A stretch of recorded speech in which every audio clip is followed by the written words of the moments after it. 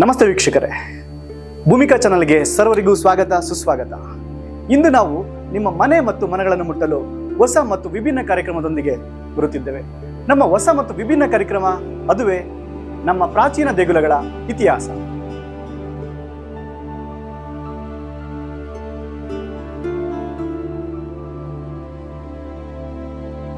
ನಮ್ಮ ಜಿಲ್ಲೆ ಚಿಕ್ಕಮಗಳೂರು ಈಗಾಗಲೇ ಜಗತ್ಪ್ರಸಿದ್ಧವಾಗಿದೆ. ಅದಕ್ಕೆ ಕಾರಣ ಕಾಫಿಯ ಘಮ. ಹಾಗೆಯೇ ನನ್ನ ಜಿಲ್ಲೆಗೆ ಇತಿಹಾಸದ ಒಂದು ಕುರುಹುಗಳಿವೆ. ಈ ಇತಿಹಾಸದ ಕುರುಹುಗಳಲ್ಲಿ ಹಲವು ರಾಜಮನೆತನಗಳು ಆಳಿ ಹೋದಂತಹ ವೈಭವವೂ ಇದೆ. ಹಾಗೆಯೇ ಹೊಯ್ಸಳರು ಅಂದಾಕ್ಷಣ ನಮಗೆ ನೆನಪಾಗುವುದು ಮೂಡಿಗೆರೆ.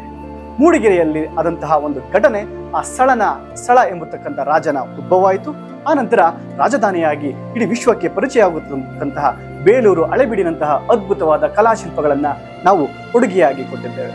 ಹಾಗೆಯೇ ಚಿಕ್ಕಮಗಳೂರು ಜಿಲ್ಲೆಯಲ್ಲಿ ಸರಿಸುಮಾರು 600ಕ್ಕೂ ಹೆಚ್ಚು ಪುರಾತನವಾದ ದೇವಸ್ಥಾನಗಳನ್ನು ನಾವು ಕಾಣಬಹುದು. ಆ ಪುರಾತನ ದೇವಸ್ಥಾನದ ಶೈಲಿಯು ಒಂದೊಂದು ವಿಭಿನ್ನವಾಗಿದ್ದರೂ ಸಹ ಅದರಲ್ಲಿ ತನ್ನದೇ ಆದಂತಹ ಶಕ್ತಿಯನ್ನು ಹೊಂದಿದೆ. ಹಾಗೆ ಇಂದಿನ ಕಾರ್ಯಕ್ರಮದಲ್ಲಿ ಅಸಂದಿ ಎನ್ನತಕ್ಕಂತಹ ಒಂದು ಗ್ರಾಮದ ಬಗ್ಗೆ, ಅಲ್ಲಿರತಕ್ಕಂಥ ದೇವಾಲಯಗಳ ಬಗ್ಗೆ ಹಾಗೂ ಅದಕ್ಕೆ ಇರತಕ್ಕಂಥ ಇತಿಹಾಸವನ್ನು ನಿಮ್ಮ ಮುಂದೆ ಇಡಲು ನಮ್ಮ ಪ್ರಯತ್ನ ಸಾಗುತ್ತದೆ.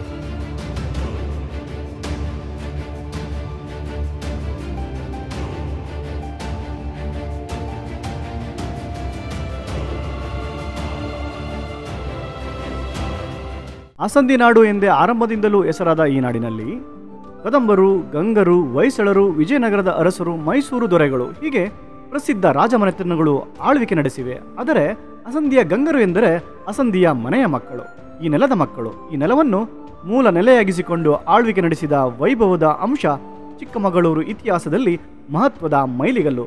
ಕ್ರಿಸ್ತಶಕ 495ರ ಅವಧಿಯಲ್ಲಿ ಕನ್ನಡ ನಾಡಿನ ಮೊದಲ ಚಕ್ರವರ್ತಿಗಳಾದ ಕದಂಬರ ಆಳ್ವಿಕೆಯಲ್ಲಿಯೇ ಅಸಂದಿ ನಾಡು ಒಂದು ಪ್ರಮುಖ ಆಡಳಿತ ಕೇಂದ್ರವಾಗಿತ್ತು. ಕ್ರಿಸ್ತಶಕ 760ರಲ್ಲಿ ಗಂಗಾಧರೆ ಶಿವಮಾರನ ಗಂಗಾ ಸಾಮ್ರಾಜ್ಯದ ಆಳ್ವಿಕೆಗೆ ಅಸಂದಿ ಸೇರಿದುದನ್ನು ಅವನ ಕಾಲದ ಅಸಂದಿ ಉಲ್ಲೇಖದ ಕಡೂರು ಶಾಸನವು ದಾಖಲಿಸುತ್ತದೆ. ಜೊತೆಗೆ ಇದೇ ಅವಧಿಯ ಹಿರೇನಲ್ಲೂರಿನಲ್ಲಿ ದೊರೆತಿರುವ ವೀರಗಲ್ಲಿನಲ್ಲಿ ನೀರಗುಂದ ಮತ್ತರಸನು ಆಗ ಅಸಂದಿಯ ನಾಡನ್ನು ಆಳುತ್ತಿದ್ದ ಉಲ್ಲೇಖವಿದೆ. ಇವನ ಮಗ ದುಂಡುಮನು ತುರ್ಗಗಾಳಗದಲ್ಲಿ ಕಳ್ಳರೊಡನೆ ಹೋರಾಡುತ್ತಾ ಪ್ರಾಣವನ್ನು ತೆತ್ತ ವೀರನಾಗಿ ಇಂದಿಗೂ ಜನಮಾನಸದಲ್ಲಿ ಇದ್ದಿದ್ದಾನೆ. ಕ್ರಿಸ್ತಶಕ 850ರ ಕಾಲದಲ್ಲಿ ನೊಳಂಬ ಮಹಾದೇವನು ಅಸಂದಿಯಲ್ಲಿ ಆಳ್ವಿಕೆ ಮಾಡುತ್ತಿದ್ದು, ಇವನು ಮಾರಸಿಂಗ ಗಾವುಂಡರಿಗೆ ಸರ್ವಬಾಧ ಪರಿಹಾರವಾಗಿ ಬಾಸೂರನ್ನು ದಾನ ಮಾಡಿದ್ದನ್ನು ಕಡೂರಿನ ಶಾಸನ ದಾಖಲಿಸುತ್ತಾ ಹೋಗುತ್ತದೆ.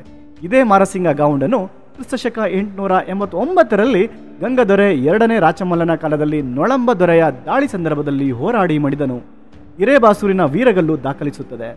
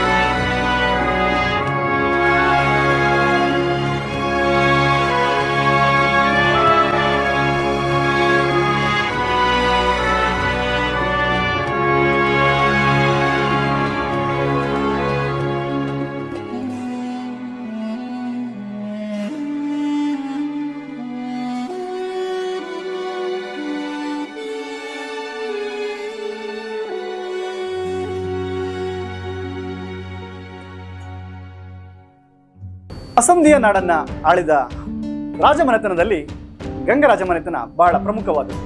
ಆ ಗಂಗರ ಅರಸ ವೈಜರಸ. ಈತ 1080ರಿಂದ 1100ರವರೆಗೆ ತನ್ನ ರಾಜ್ಯಭಾರವನ್ನ ಮಾಡ್ತಾರೆ. ಆ ಸಮಯದಲ್ಲಿ ಗಂಗರ ಮೊದಲ ಅರಸನಾಗಿರ್ತಕ್ಕಂತಹ ವೈಜರಸನು ಬೇಡರ ಜೊತೆಗೆ ಯುದ್ಧ ನಡೆಸ್ತಾನೆ. ಆ ಯುದ್ಧದಲ್ಲಿ ಈತನ ಕೈ ಮೇಲುಗೈಯಾಗುತ್ತದೆ. ಅಗ್ಗದರಾಯ ಎಂಬತಕ್ಕಂಥ ಬೇಡನು ರಣಭೂಮಿಯಿಂದ ಹಿಂಜರಿಯುತ್ತಾನೆ. ಆಗ ಆತನನ್ನ ಬೆನ್ನಟ್ಟದೆ ತನ್ನ ಬಿಲ್ಲು ಬಾಣದಿಂದ ಗುರಿ ಇಟ್ಟು ಹೊಡೆದಾಗ ಆ ಅಗ್ಗದರಾಯನ ಮರಣ ಹೊಂದುತ್ತಾನೆ. ಅವನಿಗೆ ಬಿಟ್ಟಂತ ಬಾಣ ಆಕಾಶದಲ್ಲಿ ಹಾರುತ್ತಿದ್ದಂತಹ ಪಕ್ಷಿಯ ಕಣ್ಣಿಗೆ ಹೊಡೆಯತಕ್ಕಂತಹ ಒಂದು ಸಂದರ್ಭವನ್ನ ಇಲ್ಲಿ ಇತಿಹಾಸಕಾರರು ವಿವರಿಸ್ತಾ ಹೋಗ್ತಾರೆ. ಇಂತಹ ಅದ್ಭುತವಾದಂತಹ ಸಂದೇಶವನ್ನ ಕೇಳಿದಂತಹ ರಾಜಮನೆತನದಲ್ಲಿ ಅವನಿಗೆ ಬಿರುದನ್ನು ಸಹ ಕೊಟ್ಟು ಗೌರವಿಸ್ತಾರೆ. ಆನಂತರದಲ್ಲಿ ಹೊಯ್ಸಳ ರಾಜಮನೆತನದ ಜೊತೆಗೆ ಒಗ್ಗೂಡಿ ಹಲವು ಯುದ್ಧಗಳನ್ನ ಮಾಡ್ತಾ ಆ ಯುದ್ಧಗಳೆಲ್ಲವೂ ಸಹ ಜಯಶೀಲರಾಗಿದ್ದು ಆ ಎಲ್ಲ ಜಯವನ್ನು ಹೊಯ್ಸಳ ರಾಜರಿಗೆ ಸಮರ್ಪಿಸ್ತಾ ಬರ್ತಾರೆ. ಕ್ರಿಸ್ತಶಕ 972ರಲ್ಲಿ ಅಸಂಧಿಯಲ್ಲಿ ಮಾರಸಿಂಗ ದೊರೆಯು ಆಳ್ವಿಕೆ ನಡೆಸುತ್ತಿದ್ದಾಗ ಬೇಡರ ನಾಯಕನಾದ ನರಗನ ಜೊತೆಗೆ ಹೋರಾಡಿ ಅವನನ್ನು ಕೊಂದು ತಾನು ಮಡಿದು ವಿಚಾರವನ್ನು ಅಸಂಧಿಯ ವೀರಗಲಿನ ಶಾಸನ ತಿಳಿಸುತ್ತದೆ. 8, 9, 10ನೇ ಶತಮಾನಗಳ ಅವಧಿಯು ದಕ್ಷಿಣ ಭಾರತದಲ್ಲಿ ರಾಜ್ಯ ಸಾಮ್ರಾಜ್ಯಗಳ ಭೀಕರ ಹೋರಾಟದ ಸಂಧಿಕಾಲವಾಗಿತ್ತು. ಹಾಗಾಗಿ ಗಂಗರು, ರಾಷ್ಟ್ರಕೂಟರು, ಚಾಲುಕ್ಯರು, ಚೋಳರು ತಮ್ಮ ಅಧೀನ ರಾಜರೊಡನೆ ಪರಸ್ಪರ ಹೋರಾಟದಲ್ಲಿ ನಿರಂತರವಾಗಿ ಪಾಲ್ಗೊಳ್ಳುತ್ತಿದ್ದರು. ಇದರಿಂದ ಜನಸಾಮಾನ್ಯರ ಜೀವನವು ಅತ್ಯಂತ ದಾರುಣವೂ ಆಗಿತ್ತು. ಕ್ರಿಸ್ತಶಕ 1006ರಲ್ಲಿ ನಡೆದ ಕಲಿಯೂರು ಕದನದಲ್ಲಿ ಚೋಳರು ಗಂಗರನ್ನು ಸಂಪೂರ್ಣವಾಗಿ ಸದೆಬಡಿದರು.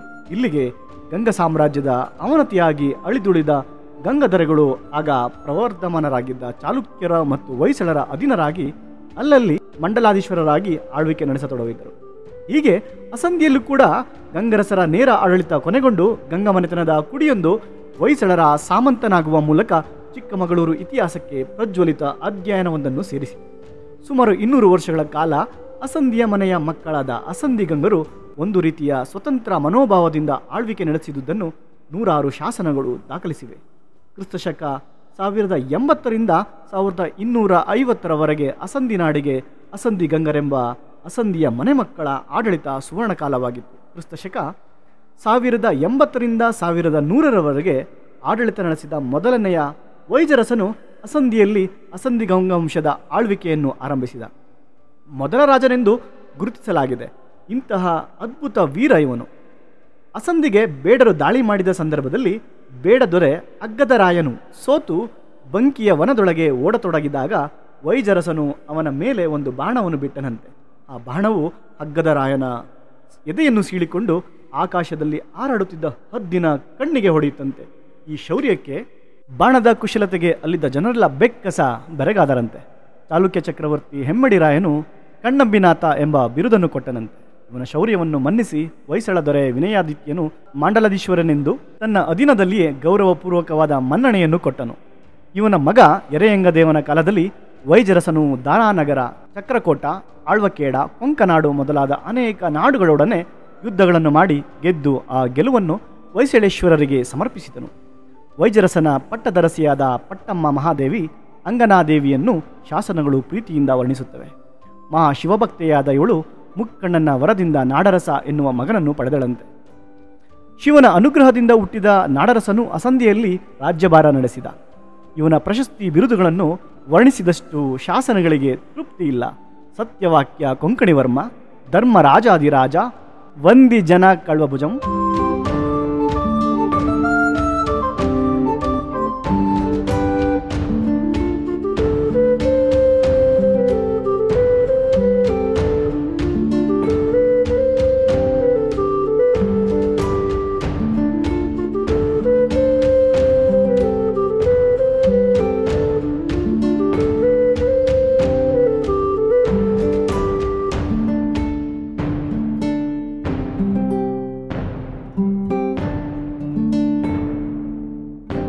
ಅಸಂಧಿಯ ಊರಿನ ಪ್ರವೇಶ ದ್ವಾರದಲ್ಲಿಯೇ ಅಸಂಧಿ ನಾಡಿನ ಸಂಸ್ಕೃತಿ, ಪರಂಪರೆ, ಔನ್ನತ್ಯಗಳಿಗೆ ಸಾಕ್ಷಿಯಾಗಿ ಅಸಂಧಿಯ ಹೆಮ್ಮೆಯ ತಾಣವಾಗಿದೆ.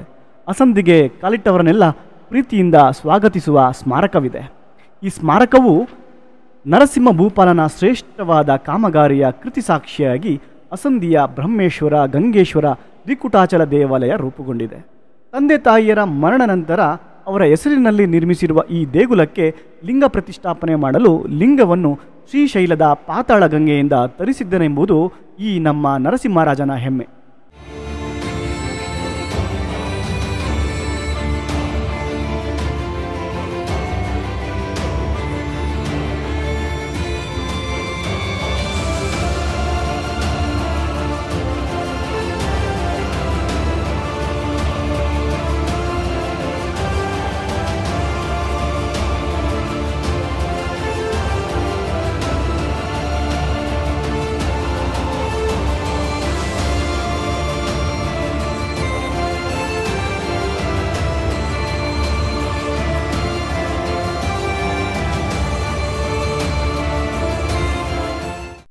ಬ್ರಹ್ಮೇಶ್ವರ ಗಂಗೇಶ್ವರ ದಿಕುಟಾಚಲ ದೇಗುಲದ ಮುಂದಿರುವ ಅಪೂರ್ವವಾದ ಬೃಹತ್ತಾದ ಶಾಸನವನ್ನು ಬಿಡಿಸಿಕೊಂಡು ಓದಿದರೆ ಸಾಕು.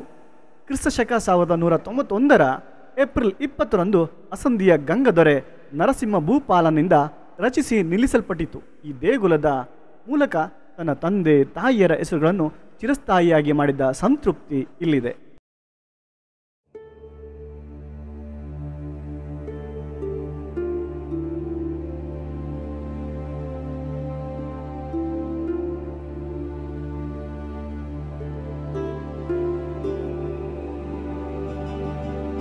ಅಸಂಧಿನಾಡಿನಲ್ಲಿ ಹಲವು ದೇವಸ್ಥಾನಗಳು ಇರುವ ಕುರುಹುಗಳಿದೆ.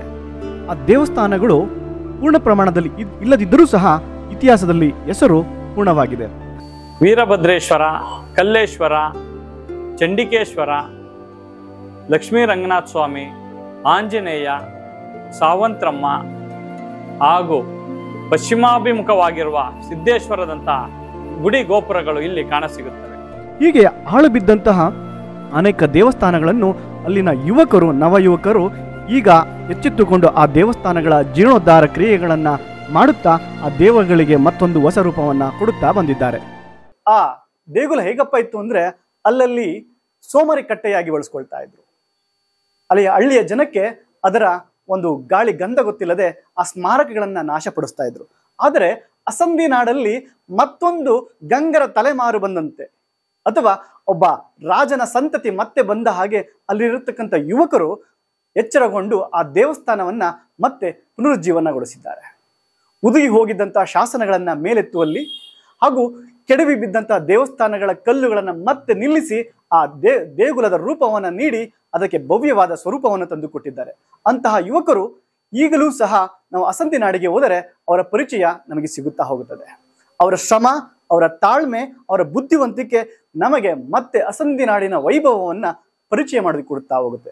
ಹೀಗೆ ನಮ್ಮ ಜಿಲ್ಲೆಯ ಸುತ್ತಮುತ್ತಲಿರತಕ್ಕಂಥ ಹಲವು ಭೂಪ್ರದೇಶಗಳಲ್ಲಿ ಪುರಾತನವಾದ ನಮ್ಮ ಹಿರಿಕರು, ನಮ್ಮ ಪೂರ್ವಜರು ಕಟ್ಟಿದಂತಹ ದೇವಸ್ಥಾನಗಳು ಹಾಳು ಬಿದ್ದಿದೆ. ಈ ಹಾಳು ಬಿದ್ದಿರೋ ದೇವಸ್ಥಾನವನ್ನ ಸರ್ಕಾರದವರೇ ಬಂದು ನೋಡಿ ಎಚ್ಚೆತ್ಕೊಳ್ಬೇಕನ್ನತಕ್ಕಂತಹ ಯಾವುದೇ ಪ್ರಮೇಯವಿಲ್ಲ. ನಾವುಗಳು ಸಹ ನಮ್ಮವರ ಮತ್ತು ನಮ್ಮ ಪೂರ್ವಜರ ನೆನಪಿಗೋಸ್ಕರ ನಾವು ಶ್ರದ್ಧೆಯಿಂದ ಶ್ರಮವಹಿಸಿ ಆ ಕೆಲಸವನ್ನು ನಿರ್ವಹಿಸಿದ್ರೆ ಆ ಎಲ್ಲ ದೇವಸ್ಥಾನಗಳು ಮತ್ತೆ ವೈಭವಪೂರ್ವಕವಾಗುತ್ತದೆ.